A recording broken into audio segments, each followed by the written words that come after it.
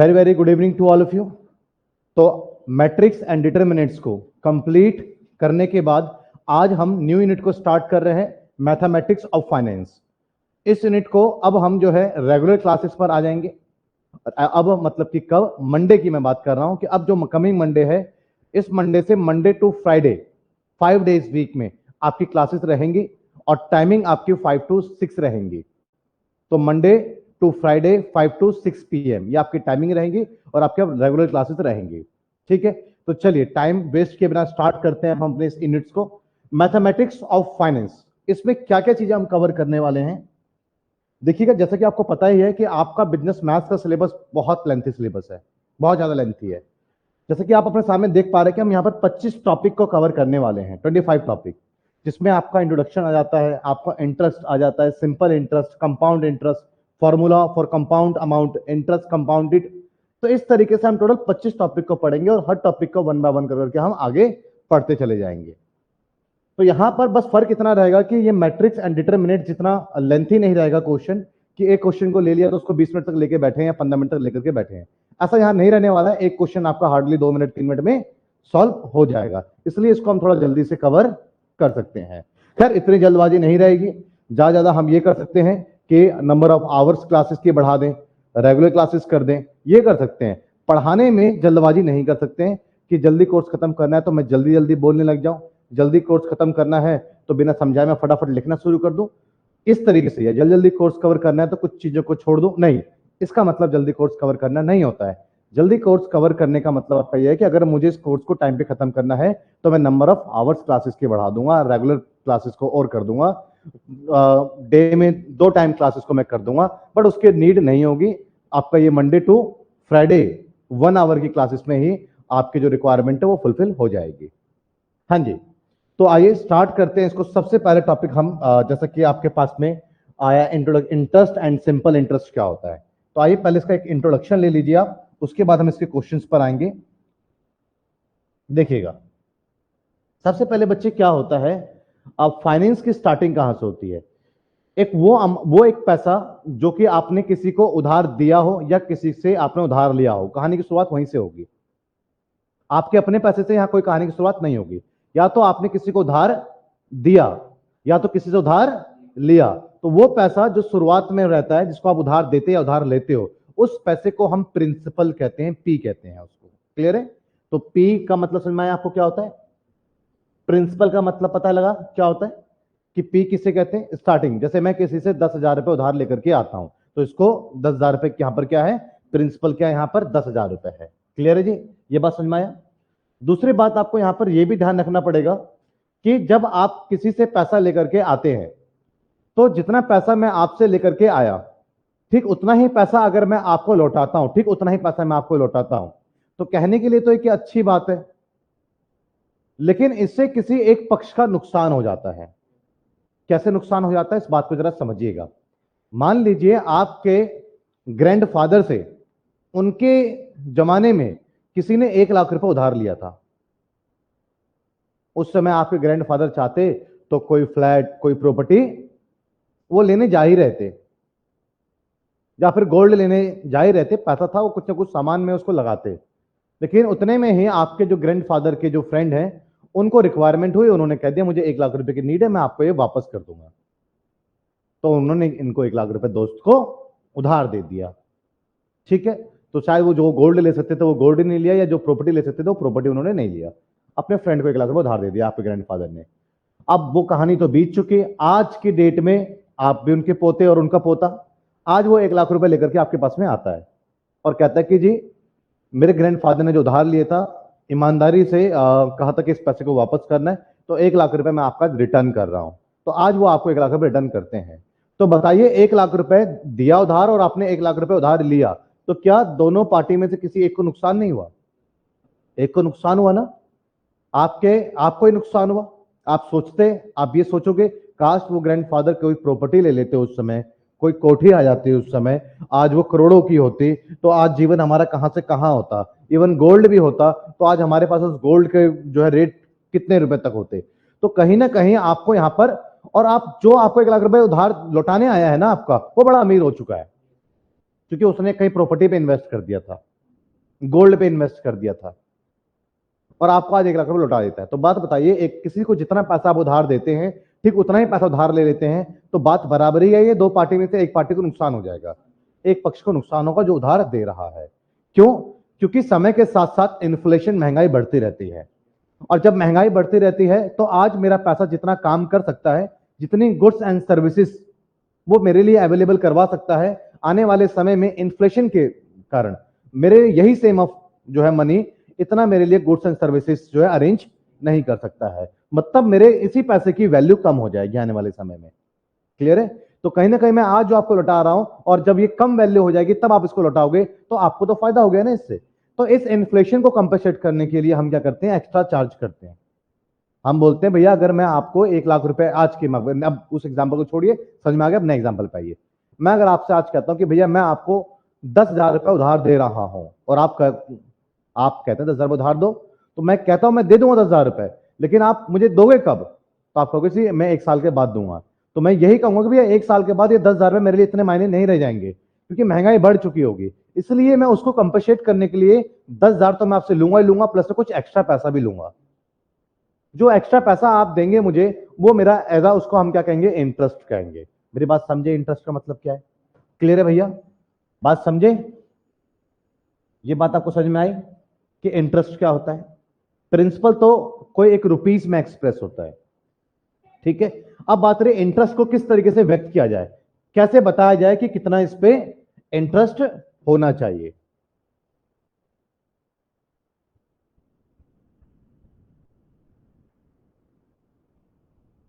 हाँ जी सर, सारी क्लासेस आपकी रिकॉर्डेड रहेंगी।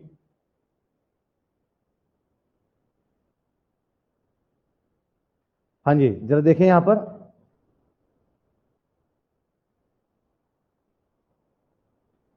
अब आप यहां पर देखेंगे तो इंटरेस्ट का मतलब आपको समझ में आया कि इंटरेस्ट किसे कहते हैं। अब इंटरेस्ट बेसिकली किस तरीके से एक्सप्रेस किया जाए कि मैं आपसे कितना ब्याज लूंगा, इसको कैसे व्यक्त किया जाए, सवाल अब यह है। अगर मैं आपसे ये कहता हूं कि मैं आपसे 1,000 रुपए उधार वो ब्याज लूंगा अपने पैसे पर, तो ऐसे तो आप कह दोगे ठीक है 10 लाख रुपए दे दो, 1,000 रुपए ले लेना ब्याज, इससे मुझे नुकसान हो जाएगा ना। कोई बोलेगा 50 लाख दे दो, ले लेना। तो मैं कैसे डिसाइड करूं कि मुझे कितना इंटरेस्ट चाहिए? तो कहीं ना कहीं ये एक, जो पैसा आप मुझसे उधार लोगे, जितना आप प्रिंसिपल लोगे मुझसे, उस प्रिंसिपल का एक हिस्सा डिसाइड कर दिया जाए कि मुझे उसका इतना पोर्शन एक्स्ट्रा चाहिए। जैसे कि अगर मैं बोलता हूं मुझे 10% चाहिए एक्स्ट्रा, मतलब इंटरेस्ट, तो 10% का मतलब ये हुआ कि जितना भी आप मुझसे उधार लेंगे वो तो आप मुझे लौटाओगे, इसमें तो कोई डाउट नहीं है, प्लस में उसका 10% आप अतिरिक्त लौटाओगे, एक्स्ट्रा लौटाओगे 10%। अब आपके ऊपर, अगर आप 1,000 लेते हो तो साथ आपका 100 रुपये बनता है, अगर आप 10,000 लेते हो तो उसके साथ 1,000 बनता है, अगर आप लाख लेते हो तो उसके हिसाब से 10,000 बनता है। तो एक हिस्से से बताने से क्या होता है कि सामने वाला जैसे जैसे अपना प्रिंसिपल में चेंजेस करेगा, वैसे वैसे मेरे ब्याज में भी चेंज हो जाएगा। एक मैं अमाउंट में मैं ब्याज को व्यक्त नहीं कर पाऊंगा कि मुझे इतना रुपए ब्याज चाहिए, मैं बोलूंगा मुझे इतने % ब्याज चाहिए। मेरी बात समझे? तो इंटरेस्ट को हम किससे, आई से रिप्रेजेंट करेंगे, लेकिन हम इसी को हम क्या बोलते हैं, दर भी बोलते हैं, और इसको हम रेट भी बोलते हैं, जो कि किस में एक्सप्रेस होगा, जो कि परसेंटेज के अंदर एक्सप्रेस होगा। तो रेट बेसिकली क्या है, कुछ नहीं है, प्रिंसिपल का एक हिस्सा है जो कि आपको एक्स्ट्रा देना है। लेकिन आप एक बात समझिएगा, मैंने चलिए ये भी कह दिया कि मैं 10% आपसे इंटरेस्ट लूंगा, और आप घूम फिर करके 50 साल बाद आ रहे हो, कह रहे हो लो आपके 10,000 पे 10% 1,000 रुपए, ये कोई बात थोड़ी हुई। आप 50 साल बाद आ रहे हो मेरे पास में भैया, और आप कहते हो लो 10% लो अपना, आपने यही कहा था कि 10% ब्याज लूंगा, तो लो 10% अपना ब्याज और अपना पैसा पकड़ो, ये बात नहीं हुई। तो मुझे इंटरेस्ट बताने के साथ साथ मुझे एक बात और मेंशन करनी पड़ेगी कि जो मैं आपसे ब्याज चार्ज करूंगा कितने समय में चार्ज करूंगा, कितने समय के लिए ये रेट रहेगा आपका। तो मुझे यहां पर टाइम की भी इंपॉर्टेंस है इस चैप्टर में। तो सिर्फ जो पैसा उधार ले रहे हैं उससे बात नहीं बनेगी, ये भी चीजें मेंशन होनी चाहिए स्टार्टिंग में कि उसका कितना अतिरिक्त आपको एज इंटरेस्ट देना पड़ेगा, ये भी चीजें मेंशन करनी पड़ेगी, ये इंटरेस्ट कितने टाइम और पीरियड के लिए है। बात समझे?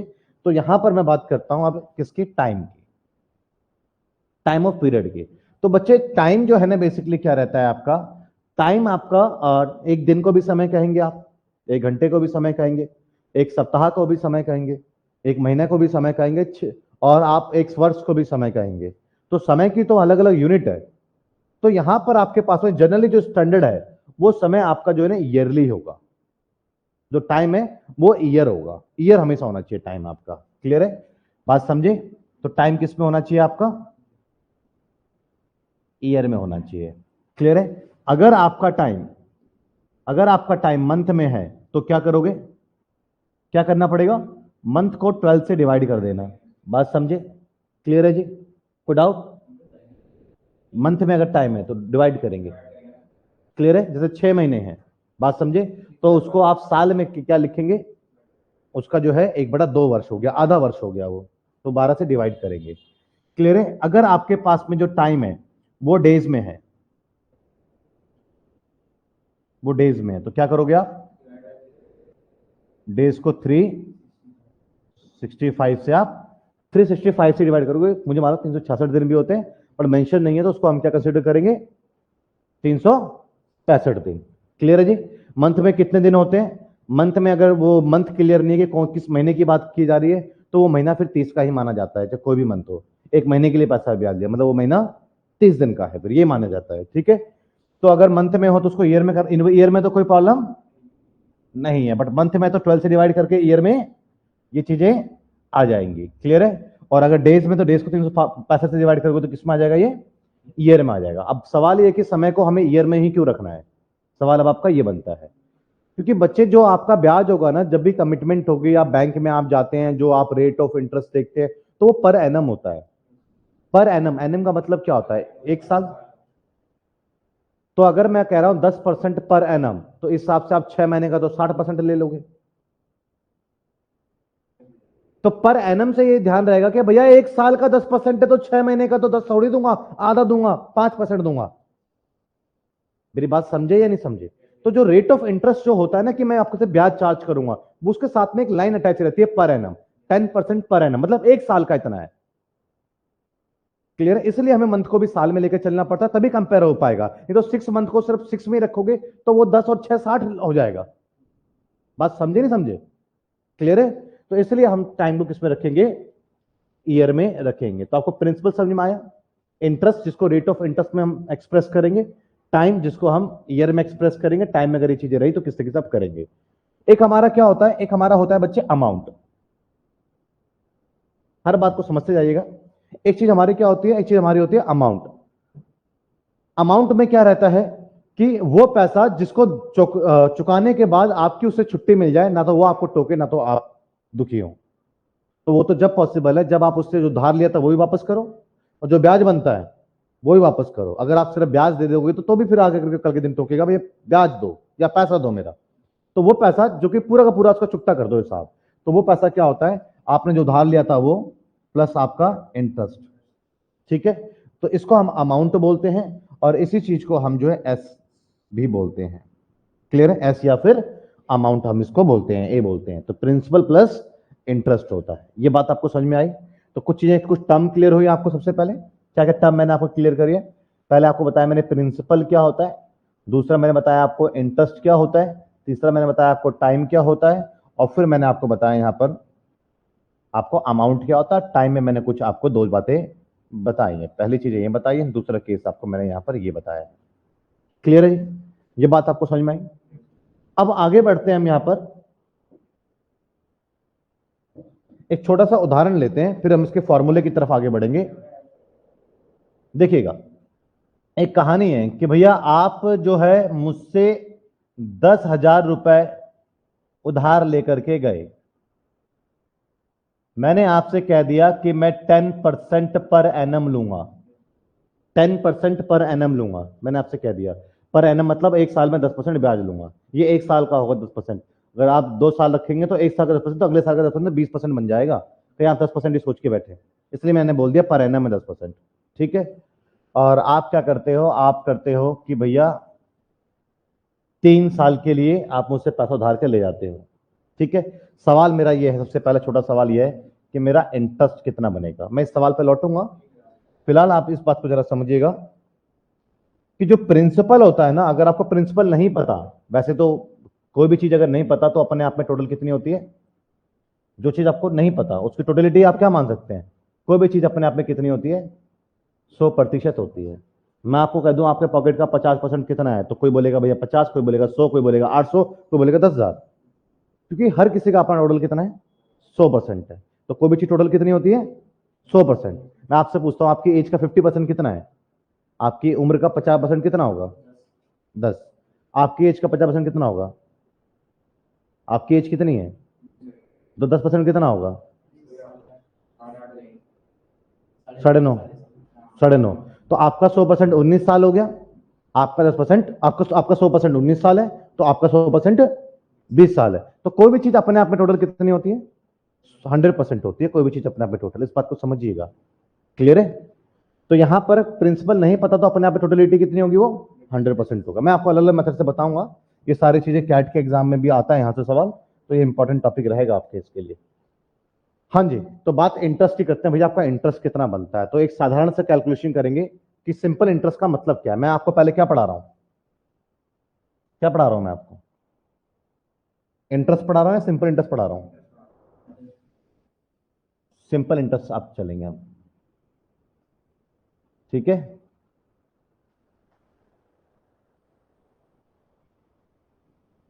इंटरेस्ट में दोनों चीजें होती हैं, सिंपल इंटरेस्ट भी होता है, कंपाउंड इंटरेस्ट भी होता है। तो मैं इंटरेस्ट में सबसे पहले क्या पढ़ा रहा हूं आपको, सिंपल इंटरेस्ट पढ़ा रहा हूं। मेरी बात समझे, क्लियर है। दो चीजें होती है ना इंटरेस्ट में, हमेशा ध्यान रखिएगा, इंटरेस्ट के अंदर दो चीजें मिलेंगी आपको। एक आपको क्या मिलेगा, सिंपल इंटरेस्ट,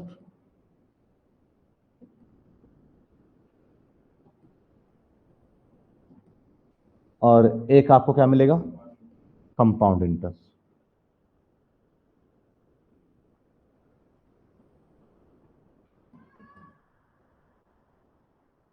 दो चीजें होती हैं बच्चे, सिंपल इंटरेस्ट और कंपाउंड इंटरेस्ट।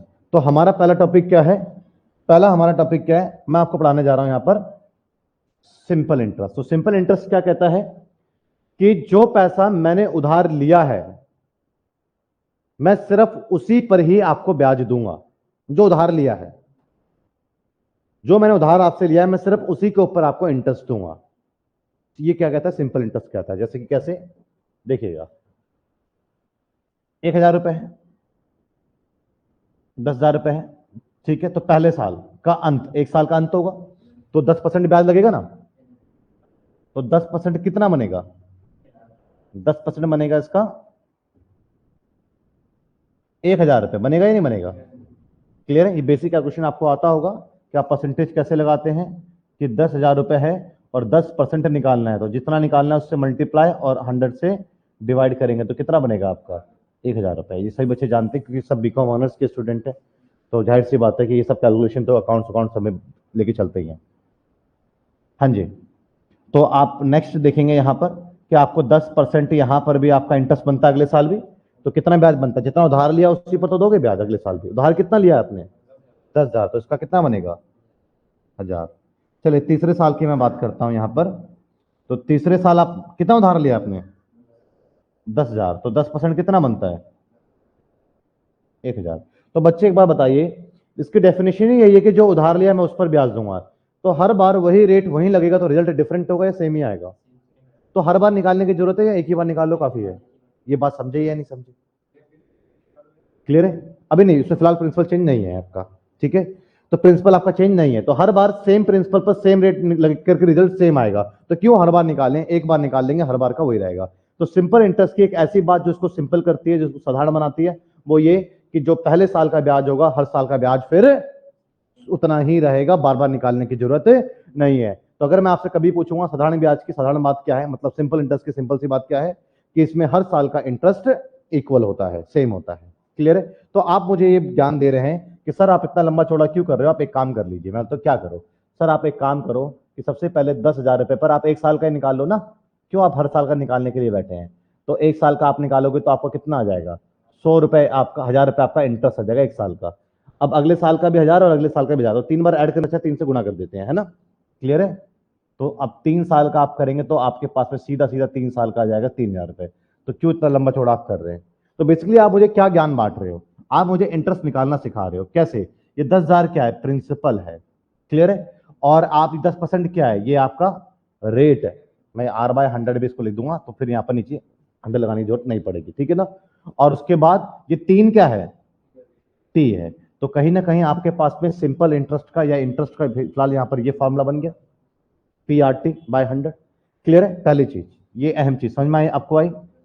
दूसरी बात आप यहीं पर इस बात को समझिएगा कि यहीं से एक और फॉर्मूला आप निकाल सकते हैं। आप क्या कि अगर आपके पास में, अब मान लो मुझे कुछ और निकालना है, तो ये क्या होगा, SI इंटू 100 हो जाएगा और P और R नीचे आ जाएगा, P गुना R, तो क्या आ जाएगा, T। और इसी तरीके से अगर मुझे मान लो R निकालना है तो क्या होगा, SI इंटू 100। अगर मुझे R निकालना है तो SI इंटू 100 और P और T नीचे आ जाएगा। ठीक है, और इसी तरीके से मुझे R हो गया, प्रिंसिपल निकालना हो तो SI into 100 upon R into T हो गया। तो फॉर्मूले को रटने की कोई नीड नहीं है, कोई रिक्वायरमेंट नहीं है। बेसिकली आप समझिएगा कि चार चीजों का यूज हो रहा है। पीआरटी तो फ्लो में आ भी रहा है नाम में, और एक हो गया एसआई। अगर एसआई पूछ रहा है तो बाकी तीनों चीजें मल्टीप्लाई हो गई, नीचे 100। अगर एसआई के अलावा कुछ भी पूछ रहा है ब्याज के अलावा, तो सब में एक बात कॉमन है। क्या कॉमन है? SI into T, SI into 100 ऊपर सब में न्यूमिनेटर में ही आ रहा है। अगर एसआई की जगह कुछ भी आया है तो सब में एक बात तो कॉमन है। देख रहे हो आप कि एसआई इंटू 100 तो न्यूमिनेटर में आ रहा है। तो पी आर टी में से अब आर निकाल रहे तो बच जाता है पी और टी, तो वो नीचे आ रहा है। अगर आप टी निकालते हो तो बच जाता है पी और आर, तो नीचे आ रहा है। अगर आप पी निकालते हो तो बच जाता है आपका आर और टी, तो वो नीचे आ रहा है। बात समझे नहीं समझे? चीजें याद रहेंगी आपको? पता लगा कहां से डेवलप हुई है चीजें? ये क्लियर है? कोई डाउट? ये आपके है ना एग्जाम में इसके मार्क्स मिलेंगे, तो हम इस प्रोसेस को, फॉर्मूले को फॉलो करेंगे। अदरवाइज कोई नीड नहीं है किसी फॉर्मूले को, ट्रिक से सवाल हो जाएगा। वो तो कैट के एग्जाम में ट्रिक अप्लाई करते हैं, वहां पे टाइम की बाउंडेशन होती है। क्लियर है? हाँ, यहाँ पे स्टेप के आपके मार्क्स हैं, तो इसलिए आपको हर एक स्टेप को लिखना पड़ेगा। क्लियर है जी? समझे भाई? कुछ समझ रहे हो क्या पढ़ रहे हो आप? ठीक है, धीरे धीरे आप आगे डेवलप करेंगे। पहले आपका इंटरेस्ट डेवलप हो जाए। मैट्रिक्स में भी हमने शुरुआत कहां से करी थी? मैट्रिक्स क्या होता है, बट कहां तक गए हम? ल्यूनटिफ मॉडल तक गए थे हम, और उसमें भी हमने बहुत अच्छे लेवल के सवाल भी डिस्कस किए हैं। आइए, find the simple interest on the 500 rupees for the 3 years at the 4% and the find the amount. दोनों चीजें पूछ रहा है, सिंपल इंटरेस्ट भी बता दो और अमाउंट भी बता दो आप। ठीक है, क्लियर है? तो find the simple interest on this. On this ये मतलब क्या है? 500 रुपए स्टार्टिंग का पैसा है, तो मतलब आपके पास में क्या है? प्रिंसिपल इक्वल्स टू कितना है आपके पास में? प्रिंसिपल इक्वल्स टू आपका है 500 रुपीज। टाइम कितना है बच्चे आपका? 3 साल है। ठीक है, और आपका रेट ऑफ इंटरेस्ट कितना है? 4%। तो साधारण सी बात है कि आप सिंपल इंटरेस्ट कैसे निकालोगे?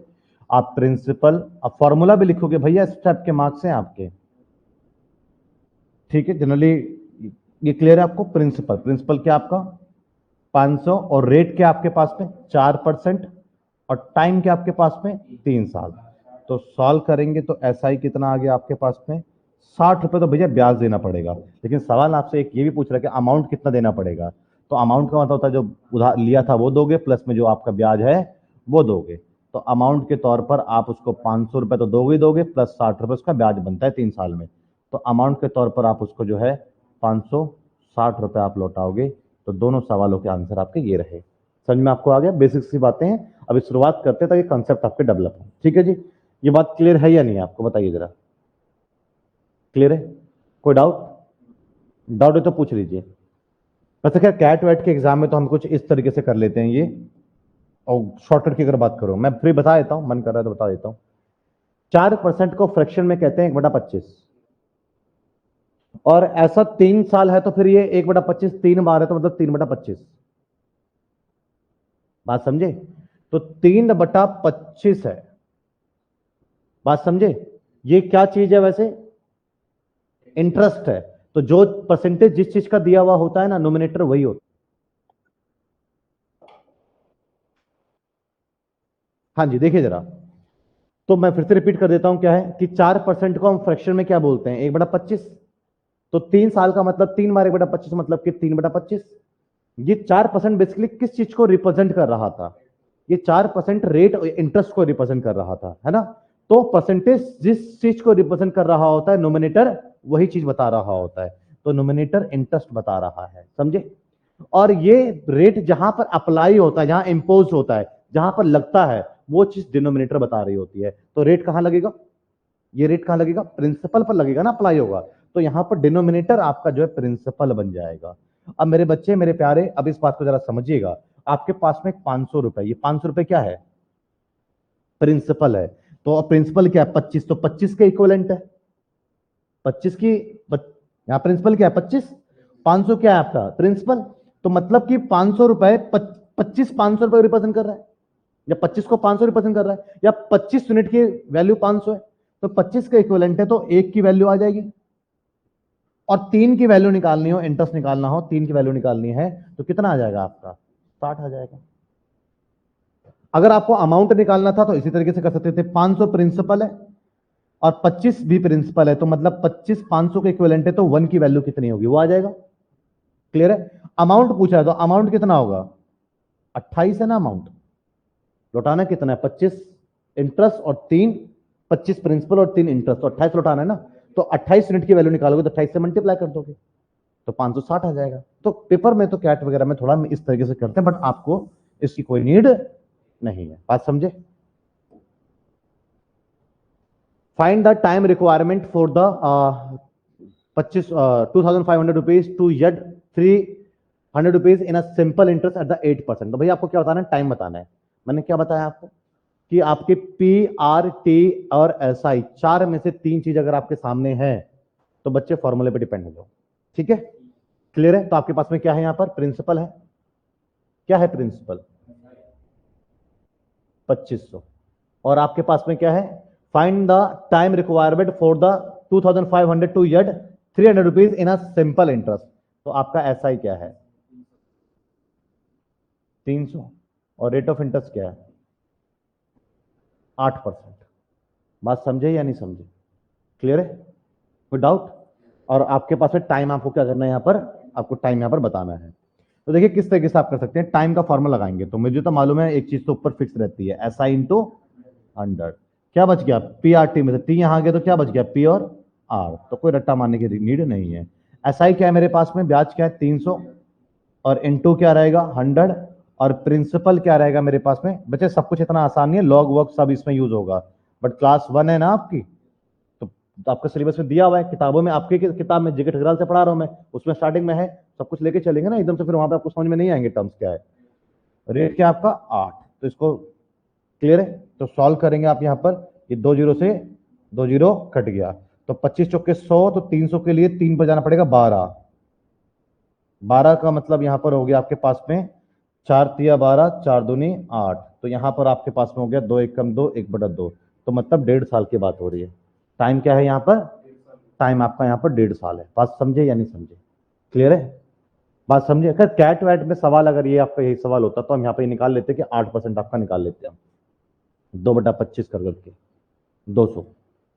क्लियर है जी, बात समझे नहीं समझे, कैसे निकालता मैं ये निकाल लेता 8% अगर ब्याज मिल रहा है एनुअल, तो एक साल का कितना ब्याज बनता है भैया 8%, एक 4% होता है 1/25, तो 8% कितना होगा 2/25, तो 8% मतलब 2/25, मतलब कि 200 रुपये ब्याज बनता है कितने का, एक साल का। तो हर साल मैं 200 इकट्ठा कर रहा हूं, तो 300 इकट्ठा करने में कितने साल लग जाएंगे, 1.5 साल लगेंगे नहीं लगेंगे।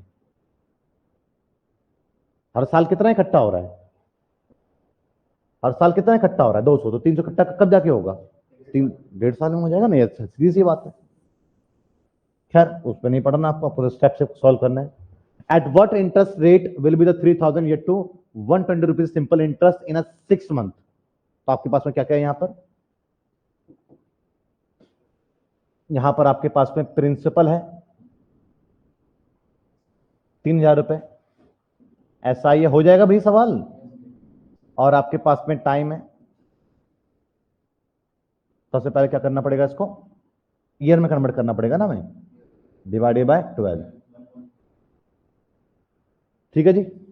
अब सॉल्व करते हैं, पूछ क्या रहा है रेट ऑफ इंटरेस्ट, तो रेट का फॉर्मूला क्या है हमारा, वही ऊपर एस आई इंटू 100 फिक्स रहेगा, आर आ गया तो क्या बच गया पी और टी, तो बच्चे R equals to S I, S I क्या है हमारा 120, 100 फिक्स है, और प्रिंसिपल क्या है हमारा 3000 रुपए है, और हमारा रेट क्या है 1/, सॉरी टाइम क्या 1/2। सॉल्व करेंगे हम, ये 3 जीरो से 3 जीरो कट गया, ये आपके पास में 4 आ गया, ये क्या आ गया मेरे पास में 8%। क्लियर है जी, बात समझे। तो रेट ऑफ इंटरेस्ट कितना आएगा यहाँ पर 8% आ जाएगा। तो सही बच्चे आंसर फटाफट दे ही रहे हैं, तो सवाल में कुछ ऐसा खास है नहीं, सिंपल इंटरेस्ट टॉपिक आज की क्लास में खत्म होता है आपका, ठीक है। What principal will amount to this in a 1.5 year at the rate of the 5% simple interest? ठीक है, तो कह रहा है व्हाट प्रिंसिपल विल अमाउंट, मतलब कौन सा प्रिंसिपल जो अमाउंट के तौर पर क्या बन जाएगा, अमाउंट टू दिस, कौन सा ऐसा प्रिंसिपल है जो कि 645 रुपए अमाउंट बन जाए, ठीक है ना। अब कितने साल में बन जाए, 1/1 2 ईयर। देखिए ये इसको कहते हैं मिक्स फ्रैक्शन। मिक्स फ्रैक्शन को हम हमेशा नहीं लिखते हैं, फ्रैक्शन में करके लिखते हैं। कैसे, 2 एकम 2, 2 1 2 प्लस 1, 3/2 ईयर, ये चलता है, फ्रैक्शन चलता है, ना कि मिक्स फ्रैक्शन चलता है। और रेट ऑफ इंटरेस्ट क्या है, रेट ऑफ इंटरेस्ट है भैया 5%। बात समझे, तो प्रिंसिपल क्या, आपसे प्रिंसिपल पूछ रहा है। तो सबसे पहले आपको यहां पर प्रिंसिपल को निकालना है, तो आपके पास में चार में से तीन चीज तो गिवन होनी चाहिए ना, पीआरटी एसआई, चार में से तीन।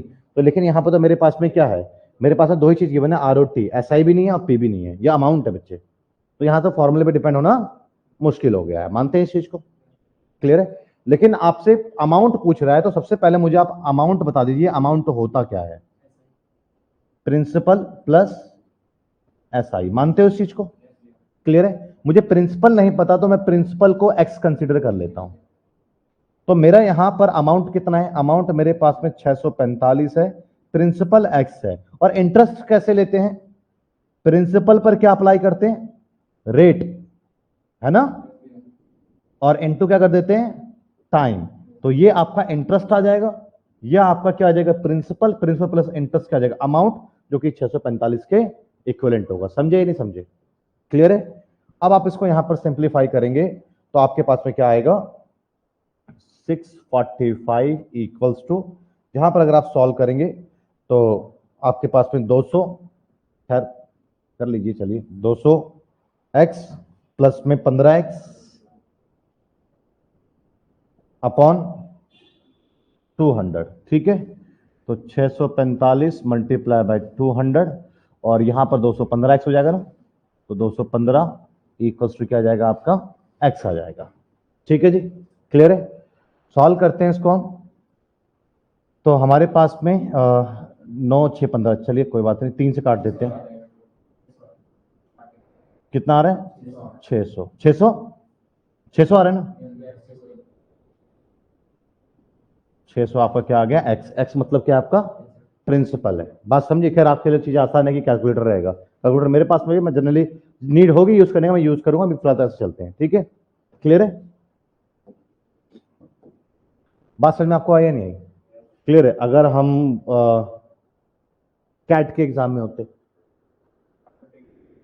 तो वहां पर ऐसे थोड़ी कर पाएंगे आप, वहां तो आप ये करोगे 5% एक साल का, 5% एक साल का, तो इसका मतलब तो ये हो गया 1/20। बात समझे नहीं समझे, क्लियर है। तो एक साल का तो आपका कितना हो गया, 1/20 ब्याज, ब्याज हुआ 1/20, बट 1.5 साल मतलब 3/2, तो कितना हुआ आपका, 3/40। ये तरह इंटरेस्ट मिलेगा, इंटरेस्ट मिलेगा, तो ये ऊपर वाला इंटरेस्ट हो गया, नीचे वाला प्रिंसिपल हो गया। और दिया हुआ क्या है आपका, 645 क्या है आपका अमाउंट, तो अमाउंट कितना हो जाएगा, प्रिंसिपल प्लस इंटरेस्ट 43 होगा या नहीं होगा। और पूछ क्या रहा है आपसे, प्रिंसिपल, तो 40 से मल्टीप्लाई करोगे नहीं करोगे, बताइए। बात समझे ही नहीं समझे, समझे भैया, क्लियर है। हाँ जी सर, श्रुति जी, नेक्स्ट वीक से क्लास आपकी रेगुलर होगी। भाई पहले बताइए आपको समझ में आया है नहीं आया, आपको मजा आ रहा है नहीं आ रहा है।